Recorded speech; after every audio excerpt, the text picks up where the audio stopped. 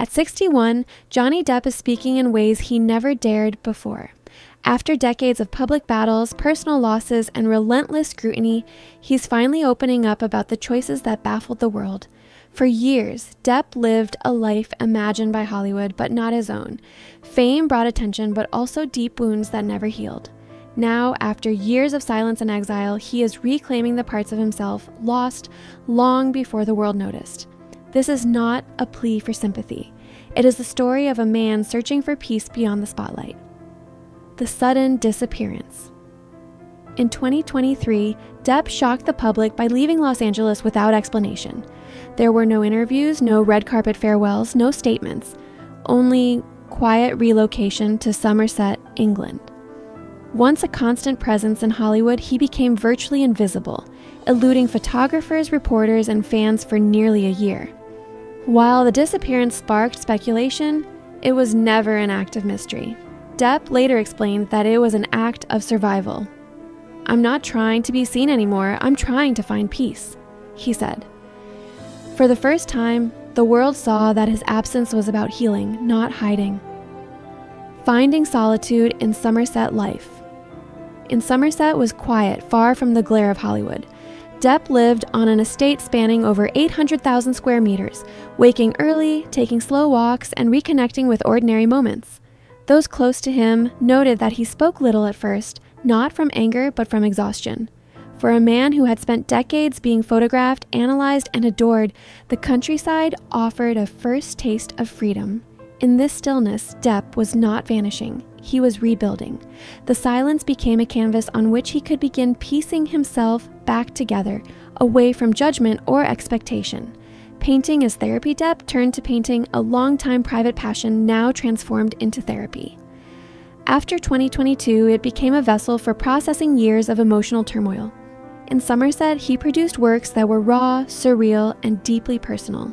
His collection, A Bunch of Stuff, debuted in New York in 2024, shocking collectors who expected pop art portraits. Instead, they saw dreamlike, fractured images reflecting isolation, heartbreak, and betrayal. These were not works designed for applause, but for catharsis. Limited edition prints sold for up to $50,000 each, and total sales exceeded $5 million, proving that Depp's voice could resonate even when expressed through paint rather than film. The emotional weight of art critics described Depp's artwork as visual silence, a mourning of a man still breathing but carrying old wounds.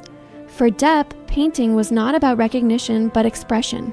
Friends say it allowed him to communicate grief, betrayal, and misunderstanding in ways interviews never could. The quiet life in Somerset offered him the clarity to explore these emotions without interruption. Each brushstroke became a testament to survival, a reclamation of identity.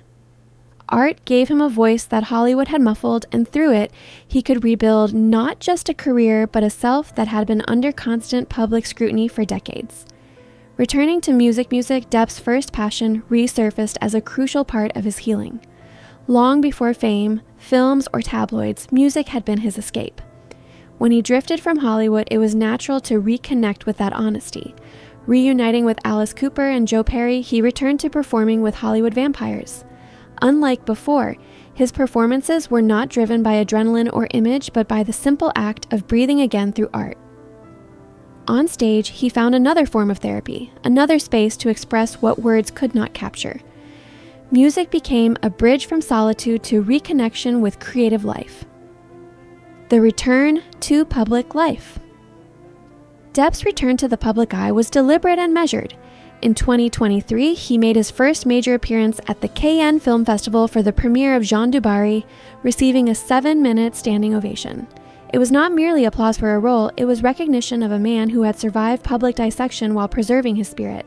Directors noted his presence was unmatched for certain complex roles. Rather than seeking fame or redemption, Depp's choices reflected a desire to engage with art on his terms, leaving behind Hollywood's franchise pressures and celebrity expectations. Choosing roles with meaning post-hiatus, Depp approached roles with care. Director Mark Webb cast him in Day Drinker, a somber, introspective drama, describing the character as a wounded figure drifting through life. Depp was chosen not for star power, but for the authenticity he could bring to vulnerability. Similarly, Terry Gilliam invited him to play Satan in Carnival at the end of days, valuing Depp's ability to balance darkness with inner calm. Each choice signaled a shift. He was no longer chasing fame, but selecting projects that reflected lived truths. This intentionality marked a new phase of his career, one defined by depth, not spectacle. Reinventing identity. Throughout this chapter, Depp's focus has been on reclaiming himself. There was no rush to return, no hunger to prove worth. Each project reflected a quieter, wiser, and more grounded man, free from the identities Hollywood imposed. The uncertainty of what comes next does not intimidate him. It feels like freedom. For the first time, Depp exists on his own terms. He is creating for the sake of living fully, not for applause. His journey embodies reinvention and resilience, showing that surviving public scrutiny can lead not just to healing, but to a stronger sense of self. A life beyond Hollywood. Johnny Depp's story is not just one of return, but of survival and transformation. At 61, he is no longer seeking old glory. He has chosen a life of clarity, creativity, and quiet strength. His art, music, and selective acting reflect a man who has endured betrayal, loss, and public misinterpretation, yet has emerged with a deliberate, authentic identity. Hollywood may continue to call, but Depp's path is no longer dictated by expectation. He is living a life of choice, balancing solitude with meaningful engagement and demonstrating that personal truth can be more powerful than fame. The future on his own terms. Depp's journey offers a lesson in resilience. Fame, trials, and public battles cannot define who we are. Our choices and healing can. Whether he continues in Somerset or takes on new projects, the essential narrative is clear. He is no longer a prisoner of Hollywood's gaze. Instead, he is an artist, a musician, and a man reclaiming his life. His future remains uncertain, but for Depp, uncertainty is liberation. What defines this stage is not recognition, but self-possession. Not applause, but authenticity. Not career pressure, but the freedom to live fully on his own terms.